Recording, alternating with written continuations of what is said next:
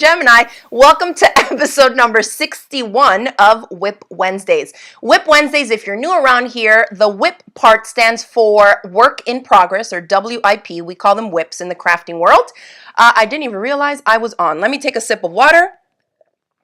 If you can see me and hear me, let me know in the chat box. Welcome, everybody. Hi, Miss Bernadine, tuning in from New Orleans.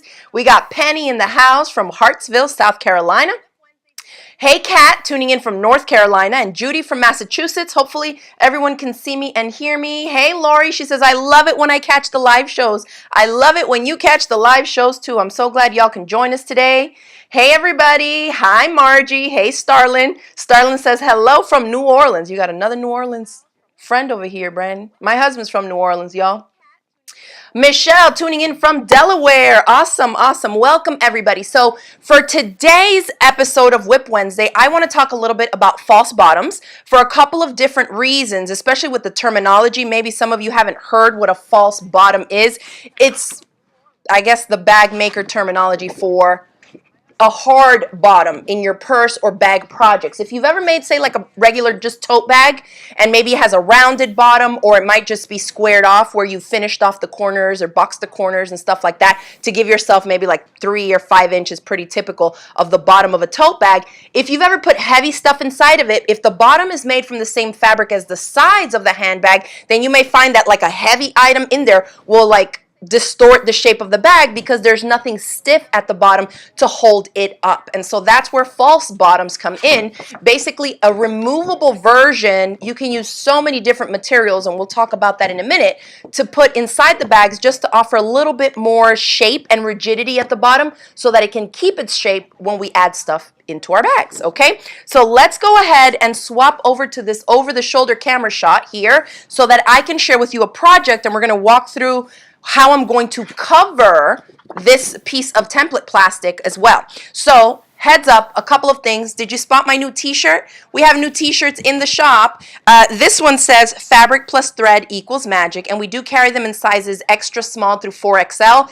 This is, sorry, can you put them back on my face so they can see it? So I just forgot to talk about the t-shirt before I got started with the demo. So if you caught me last Friday for Fiber Friday, I was wearing the size large, I think. And so this time I'm wearing the size extra large so you all can see the fit on my size body. If you've ever seen me before, large, and this is now the extra large. So the sleeves are longer for those of you that have requested that in the past from different t-shirts. The neckline, and the manufacturer says it's like a unisex style shirt, so there is no shaping at the hips. It's just like a basic, super soft and lightweight tee. Okay, so if you want to grab one of these, makes a great gift for a sewing friend and for yourself, of course. So anyways, let's go back to this over-the-shoulder camera shot, and we're going to talk a little bit about this bag project I have here. It is an insulated lunch bag, and this was the February project in my Crafty Gemini bag maker subscription box program. If you don't know what that is, you probably missed out already because we sold out, and it was a 3-month subscription where each month I've curated patterns and projects by other designers, not my designs, but then we put together a boxed kit with fabric or no fabric. And so if you want to be placed on the wait list for the next time we open up for another 3-month subscription, you'll definitely want to use the link I put in the description box below. It says join the wait list. You can add yourself there so that you don't miss out the next time that we open it up for registration, because we're not taking any new members right now. So this was the February project, and this was 3 months. So February, March, and April. The March ones, those of you that are in the bag maker subscription box program, are going to start shipping out this week. So anyways, this was the project. It came with a kit. It's by June Taylor. Has this cool zippity-doo-done zipper application here. And the kit came with a little chunk of template plastic that is designed to go in here, cut to size, so that we can add this to the bottom of the insulated lunch tote. Now, if you are in my bag maker subscription box program, go ahead and let us know in the chat box below. That would be cool to see how many of y'all are on here now. So, oh, Tamara says, I love my lunchbox with the same fabric. Yes, I did make this one with the fabric. It's a mystery fabric that's included in the kit. But let's go ahead and have a look at this. And for those of you, no matter what bag project or tote or whatever you're making, let's talk a little bit about materials for a false bottom. you can use pretty much anything that's going to be stiff depending on the application. So this is Quilter's template plastic. If you've ever traced out like little hexagon shapes or tumbler shapes in the past and just hand cut them for maybe a needle turn applique project or something, you probably have some of this Quilter's template plastic in your stash. Now this stuff is super duper thin, and you can see that it's still pretty pliable, but it will help add a little bit of body to the bottom of the bag. So if we want to cover it, we have to determine the measurements of the fabric to create it. Now, part of what's going to come into play to determine the measurements of our fabrics, and I'll talk about how I came up with the measurements for the fabric pieces I'm going to use to make a little slip cover for this, has to do with the thickness of what you're using for your false bottom. Okay, so if you're using Quilter's template plastic, obviously it's going to be a little bit more pliable and not quite as stiff as if you use like a corrugated plastic. You could use corrugated cardboard, but we all know that even if it's a pretty thick cardboard, chances are you can still bend it a little, but it's a good temporary fix if you just need to place it in there in the meantime while you're waiting to get something a little bit stiffer. I've heard a lot of my students from the Bag Maker subscription program mentioned in our last live that they use cutting boards. They're like plastic cutting boards that they get at the dollar store. And so they come, I think one lady showed it was like 12 by 18. It was like a good size rectangle or even bigger maybe. And you cut it to the size that you need for the project that you're making. Okay, so there's a lot of different options. Just think something stiff. You can also get, just like our rulers, if you have a source for acrylic, okay, you can use 1/8 inch thick acrylic. That would make a great false bottom, you know, depending on whatever size you need it to be for that project. Just get it cut down to size, and then you would make a slip cover for it. So here's what I'm talking about. If you were to use acrylic template plastic like this, which is this one, it's about 1/8 of an inch thick, and Quilter's template plastic, the slip covers for each of these are going to require different measurements, okay, because this is thicker. So when we accommodate the seam allowances that we're adding to the fabric pieces before they're sewn, we have to take into account the thickness of whatever the material is you're using for the false bottom. So I'll show you how that's going to work. Oh, Don says, I'm so excited for this month's bag. I hope you enjoy it. It's a good one. Let's see. Oh, great. Lori says she's in the club. Janet says she's in the subscription box. So is Claudia. We got a lot of friends in the house. Hi, everybody. That guy from Texas says 1/4 inch plywood maybe. You could, especially if you made a cover for it. I don't know about putting raw plywood inside the bag because, you know, you can get splinters. But if it was nicely sanded and all, I would make a slip cover for it, and that would work perfectly fine.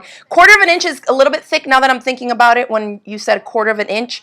If it's a bigger bag or maybe it has more industrial type of application, like a big heavy duty tote that you're going to be really packing full of stuff, a 1/4 inch would be fine. But again, even if you went with an 1/8 inch wood or plastic, that's plenty as well, okay, for most bags.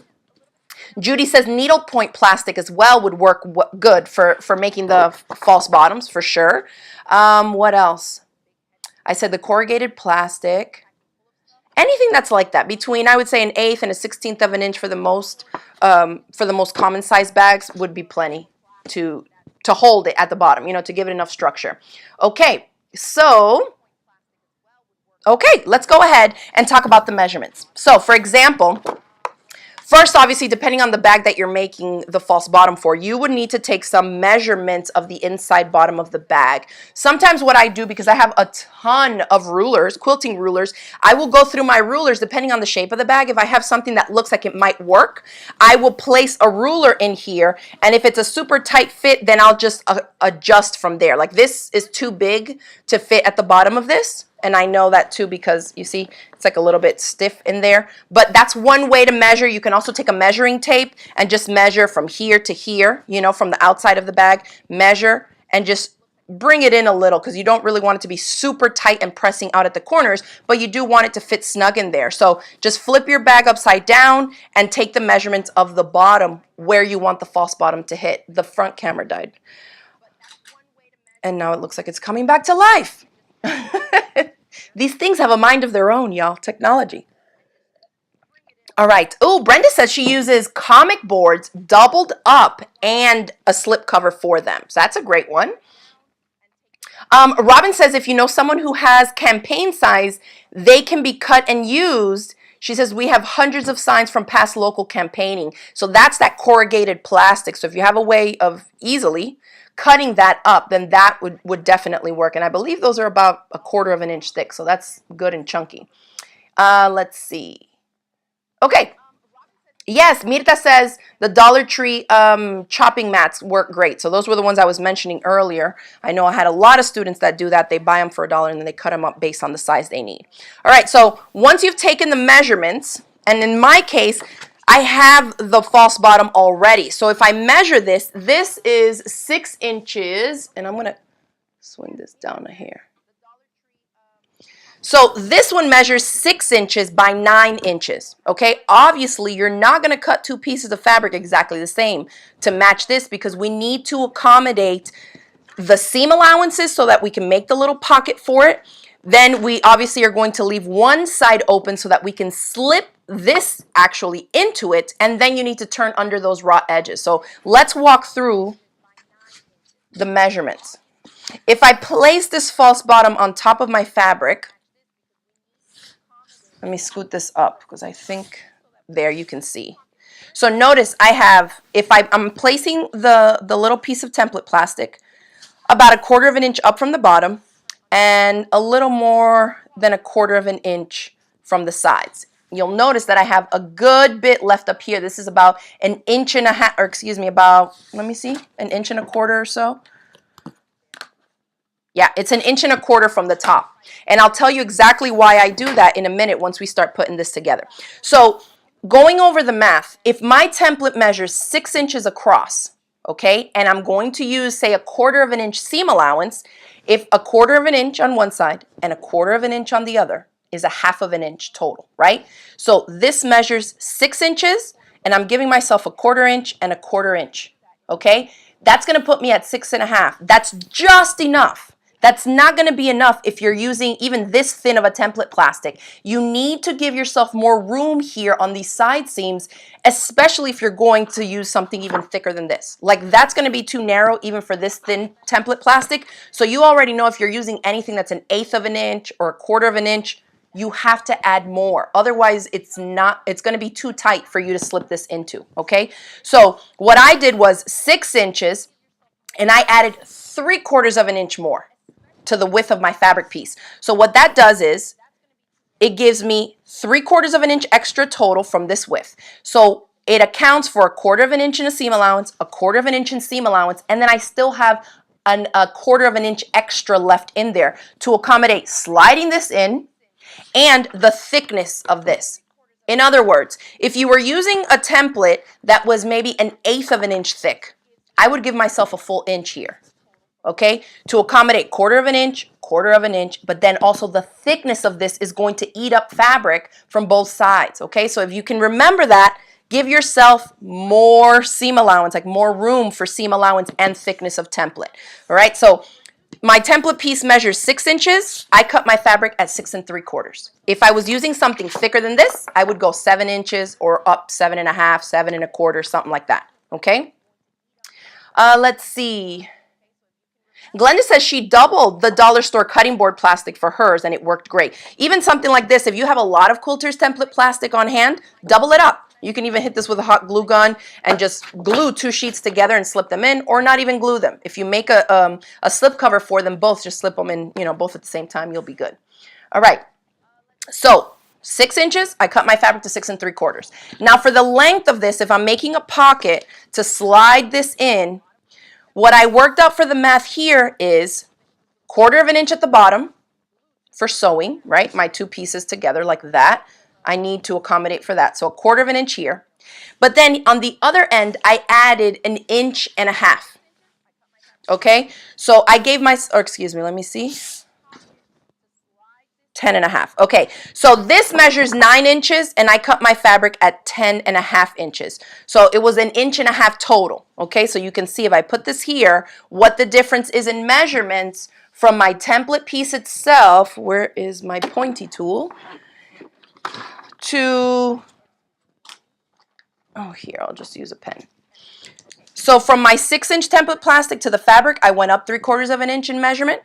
And then from the 9-inch length of my template plastic, I increased my fabric piece by 1.5 inches. And I wanted to show you, if you don't do that much, and some of you might say, well, 1.5 inches is too much. If instead of 9 inches, like the template measures, say you went to 9 3/4, it's going to be too short because you still are going to end up with a raw edge on this side that needs to be turned under. And then on top of that, after we slip this in, and I'll show you on this sample that was done with that measurement so you can see what I'm talking about it being off. This is one completed little slip cover for it. You need to leave room to turn these edges under and sew it shut.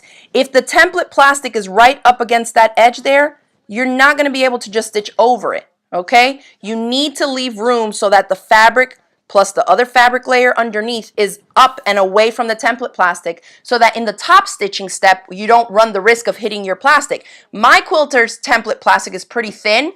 If I had a big enough needle, it probably would stitch right through it. But if you're using that thick corrugated plastic, do not run the risk of just sewing over that with your sewing machine.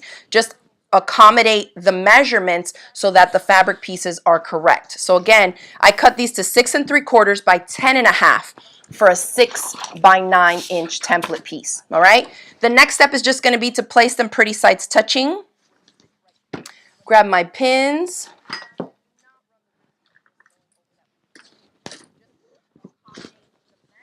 And if you want to, just put a couple pins around the sides, matching up your raw edges.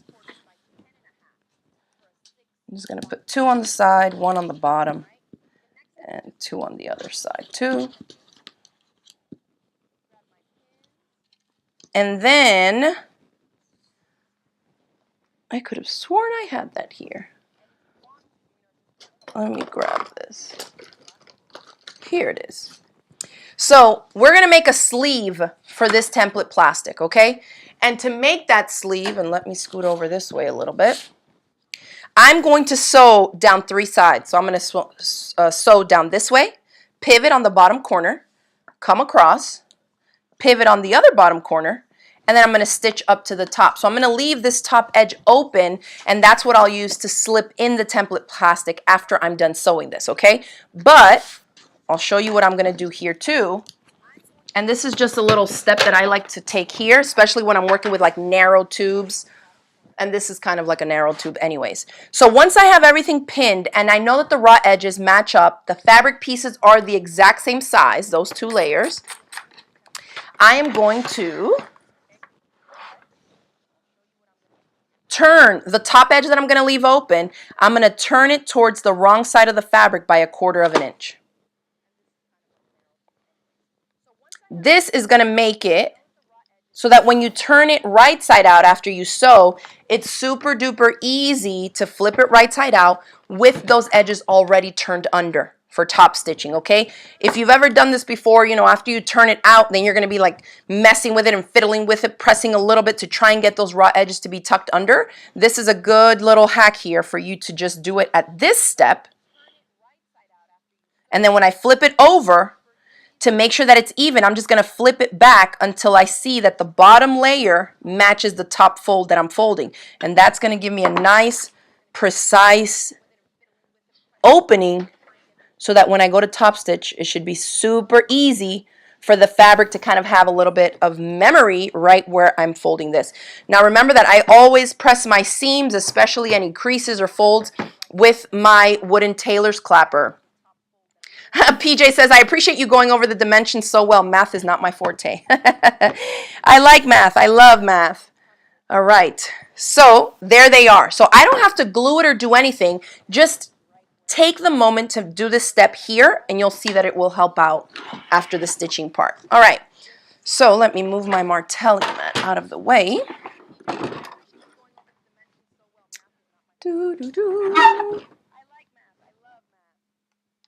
Come on. I'm going to zoom in some. I mean, not that y'all really need to see what I'm doing here because this is just sewing 3 straight sides. But let me grab my foot pedal. And we are going to start sewing at the top where I have folded those edges under, okay? Let me adjust my settings on my machine for 1/4 of an inch. On this machine, I need to basically scoot the needle position over on a straight stitch.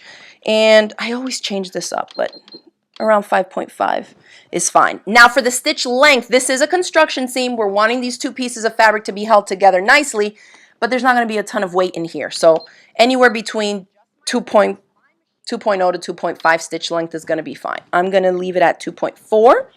I'm going to take a couple of back stitches at the end, and then just stitch straight down, making sure not to sew over my pins.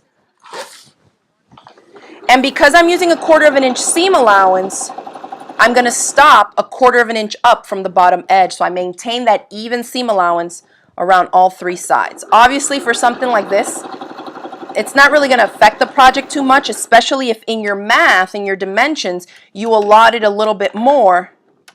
You're going to be good to go. But you may find that the first time you do this, based on how thick your template plastic is or whatever you decide to use inside your false bottom piece, you may have to make a second one because you're like, oh, I'm off by 1/4 of an inch, it won't fit or whatever. But if you know you're going to be making a lot of the same bags, make sure you take notes on that so that you can easily make another one, you know, the next time you make that same project. So we're coming around the 3rd side. My last pin here. When you come here, make sure that you don't let the fabric fold back out. Just keep it nice and folded the same place that you pressed it into, so that those folded edges stay down. Whoop, you wanted to flip back out on me there. All right, so I back stitch at the end there too. Take my little thread snips.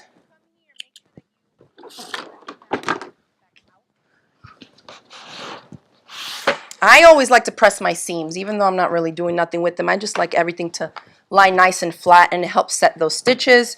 So I just press, press, press everywhere that I've sewn.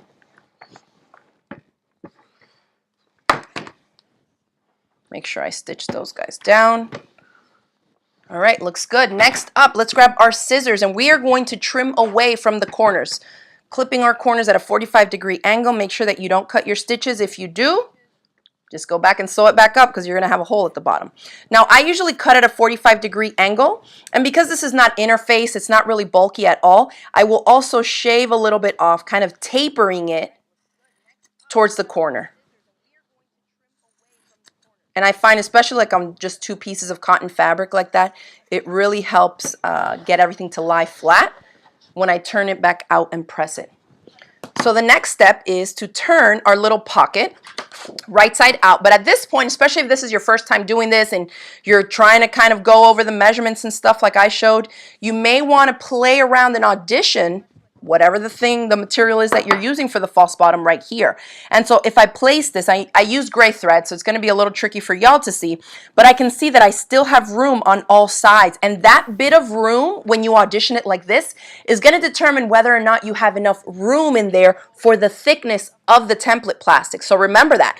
I don't have much here, maybe 1/8 of an inch, maybe a scant 1/4 inch on each side and a little bit more on that side. But again, my template plastic is super duper thin as well. So if I was using something that was like 1/8 of an inch thick, it would probably just barely fit in here.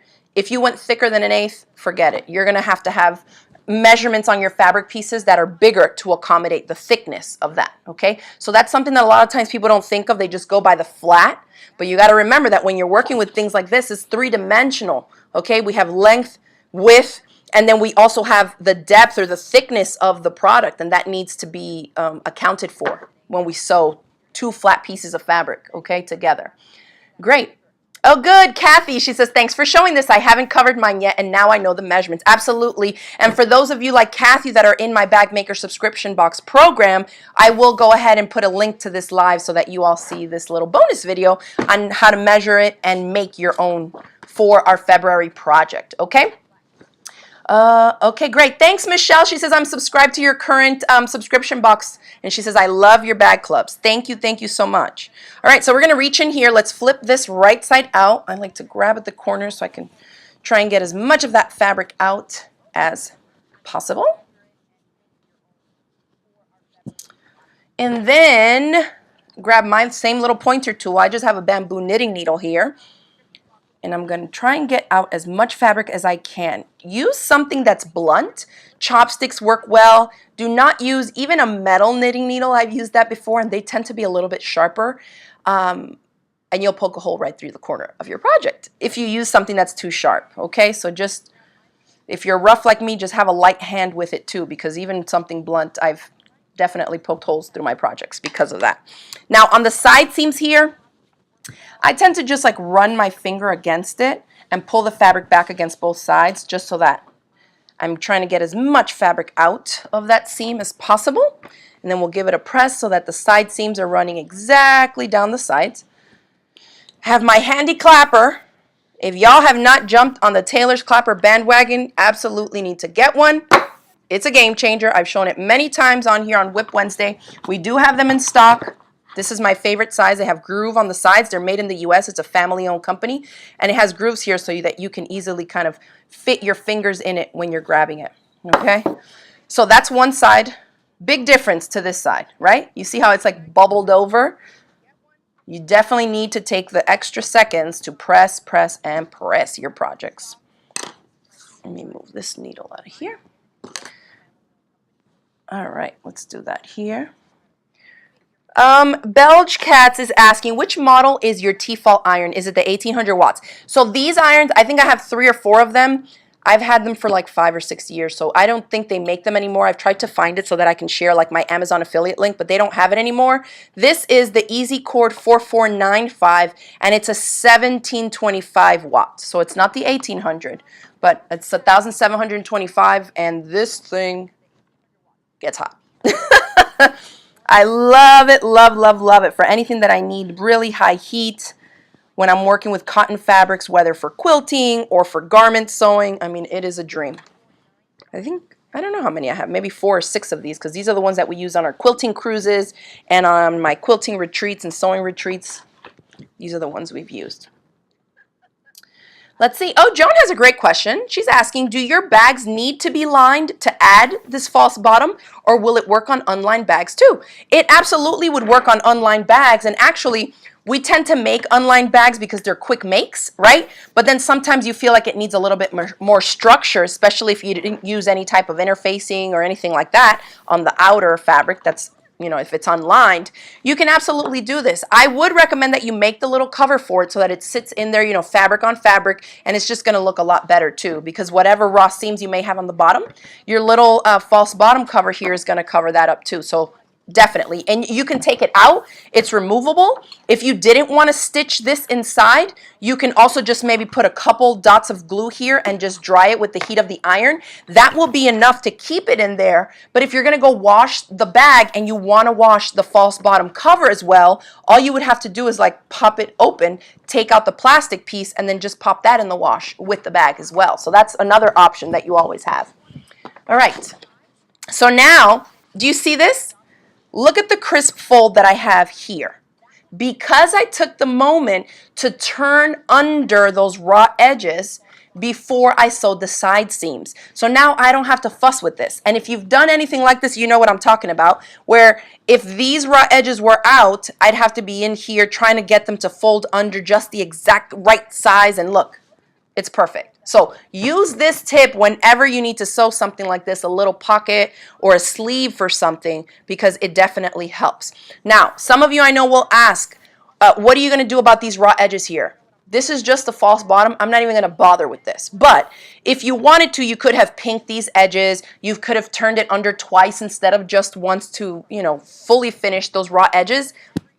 Those are just, you know, little things that you need to decide on your own. They're all personal preference.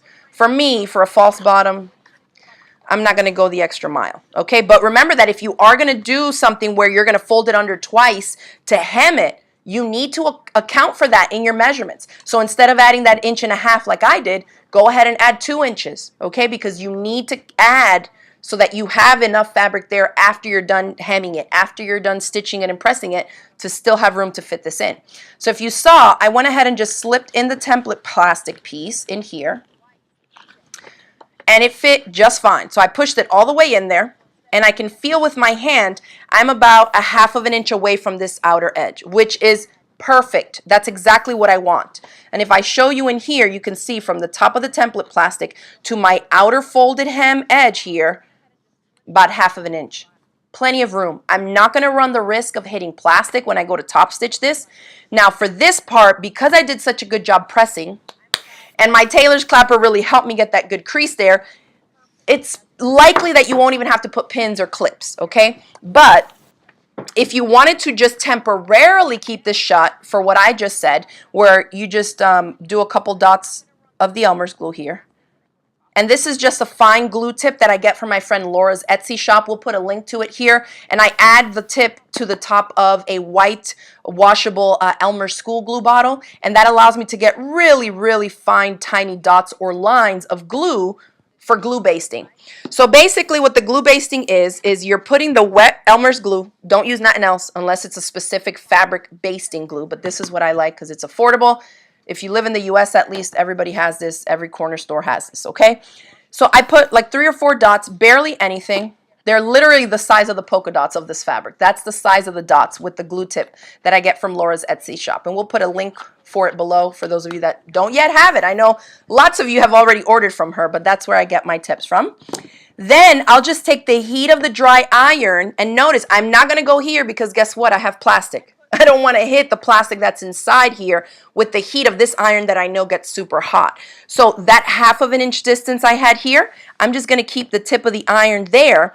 And I'm not adding steam. I'm just using the hot sole plate of the iron to set and dry that glue. So when I do this, I can either leave it like that if you want to be able to pop it open and wash this as well as the bag that it's going in, because you can see it's closed, so it's not going to come out of there, especially if you have a good fit in your bag project and you cut things correctly to the right sizes.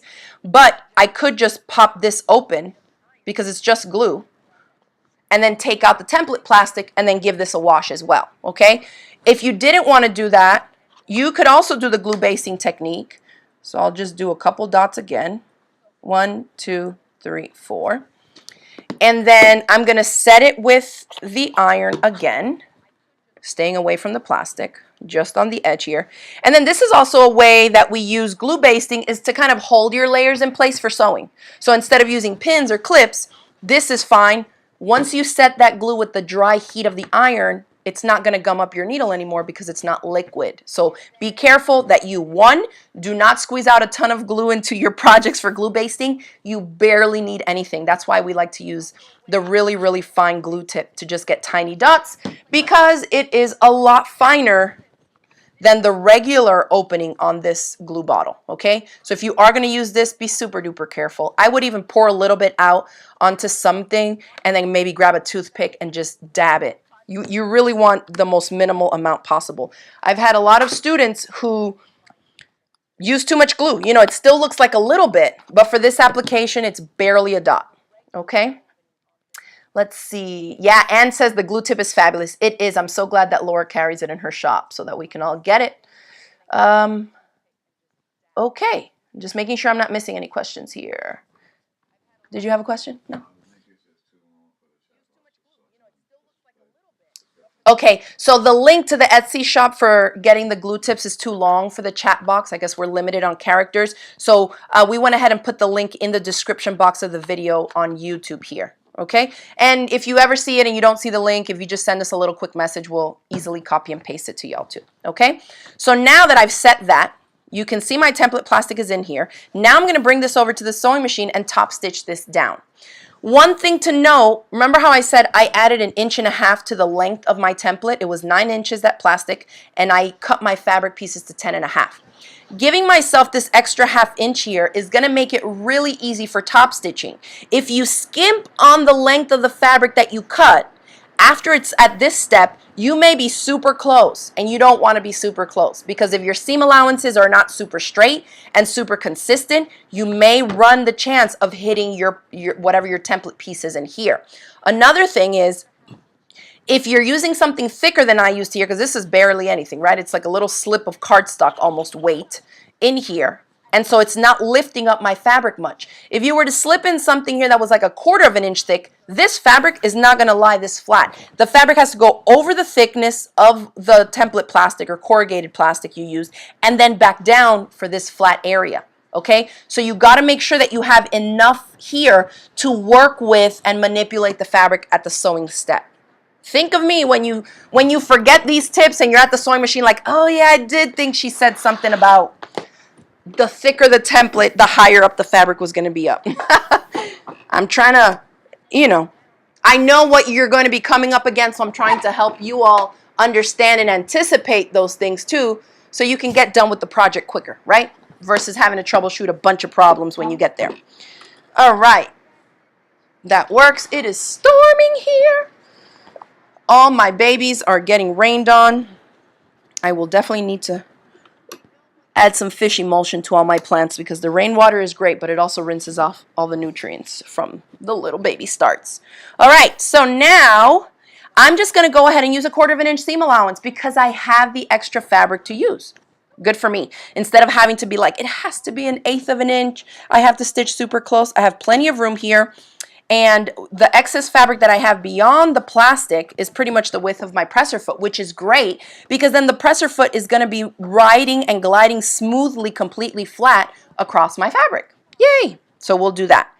Let's go ahead with the top stitching. I always lengthen my stitch length to about 3 millimeters for this is plenty. So we'll do that, and I'm going to take a back stitch here, and then I'm just going to stitch across. And I'm just pushing over with my nail the template plastic because there is a little bit of wiggle room here. I don't want it to slide up on me, right? So you can just feel for it, and I see that it's all the way over, so I'm good here.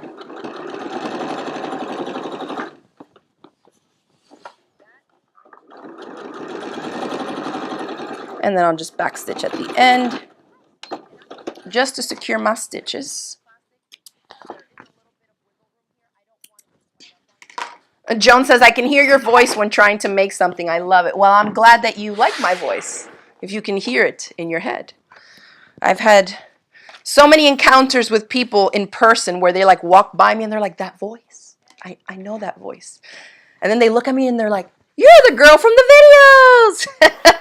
I had one husband, were you there, Brandon, at the show where one husband walked up to me, he says, this is going to sound really weird. He says, but I go to bed to your voice every night.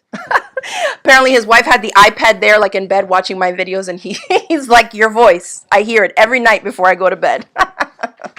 It's pretty wild. Okay, so here is my false bottom. Super cute, fun sleeve to add, and adds body to your project. Now notice that the fabric that I used was just 2 chunks of cotton fabric. I didn't interface it, I didn't have to do anything, which actually just brought in another idea to my mind. If you all are familiar with Peltex, like a Pellon product, that super stiff stuff, I did a video maybe 11 or 12 years ago on how to make fabric postcards. So that interfacing would be great also to use as a false bottom. And if you did that, they have it to where it's a sew-in version, so it doesn't have any adhesive. Then you have a one-sided fusible and a double-sided fusible. So that would be something too. It's thicker than this template plastic for sure. It's still a fabric, but it's really stiff. So that would work really well for false bottoms as well. And you can even fuse them and then just turn the one end under, okay? So there it is inside the little insulated lunch bag. I think it looks super cute. I'm glad I picked the orange fabric. That looks fun in there. And that way you can take them out, put them in if you need it, slip it in. If not, take it out, or you can just always leave it inside your bags, you know, depending on the bags that you know you use for heavier items and stuff like that. Okay. So Joan says, so now that you close it up with the seam, then you wouldn't be able to wash it. That's right. Or I can just take a seam ripper and pop the stitches out. But I just like to share different options and things that y'all can do. Okay. So yeah, so that one now is staying in there. I don't plan to take it out and wash it. This is a sample. It's not going to get used like that. Tamara says, yes, I've done fusible Peltex for false bottoms. So good, good, good. I'm glad I thought of that. I was like, wait, Peltex, that has a great body to it without adding a lot of weight either. So that will work great. All right, thank you. Awesome. Let's see. Lucretia's asking, is the Peltex washable? It is. It is. Yep, yep, yep. Okay. So I don't see any more questions specifically here for this, but like I said, this was the February 2022 project in my Crafty Gemini bag maker subscription box. This is a kit by June Taylor, and we did a 3-month subscription box. We're sold out right now, but if you want to be emailed the next time we open up my bag maker a monthly subscription box program, then definitely use the link that we put for you in the description box below. It's also in the chat, and that will add you to the wait list. So when we are done with the April project, this was a 3-month subscription for February, March, and April. So when that's done, we will send out an email and do like the pre-sale registration stuff for the following 3 months, okay? So yeah, if you want to be, and everything is mystery, but anyways, when you click on that link, you'll read through all the details so you can see how it is. Judy, the link, you're on YouTube, so the link for the glue tips is in the video description box below the video. That's where y'all can go to my friend Laura's Etsy shop and get the really fine glue tip. And it's a stainless steel tip too, so that's where you can go to grab it, and it comes with the little lid thing cover. It has a little metal pin here, so that goes inside and it helps keep it unclogged. And to clean it, super simple. You just, everything unscrews and you just run it under some warm water and boom, let it dry and put it back on. Easy peasy. All right. Let's see, anything else? All right. So anyways, I hope that you all enjoyed the demo today on how to make a false bottom. Remember that we have new t-shirts in the shop. This one says fabric plus thread equals magic. It's a Crafty Gemini exclusive design. I had my illustrator work some of these up for us, and we are going to be putting together more t-shirts and more fun items that I hope that you all will enjoy. If you make bag projects and you're tuning in late or you are watching the recording, go ahead and start this demo from the beginning so I can show you how to make a little slip cover, and we talk about some of the materials that you can use to make a false or hard bottom, harder bottom for your bag projects. All right. Thanks everybody for tuning in this week. I will see y'all next week for WIP Wednesday, and I hope y'all find some time to do some fun crafts this week. Bye. A little slip cover, and we talk about some of the materials that you can use to make a false or hard bottom, harder bottom for your bag projects. All right.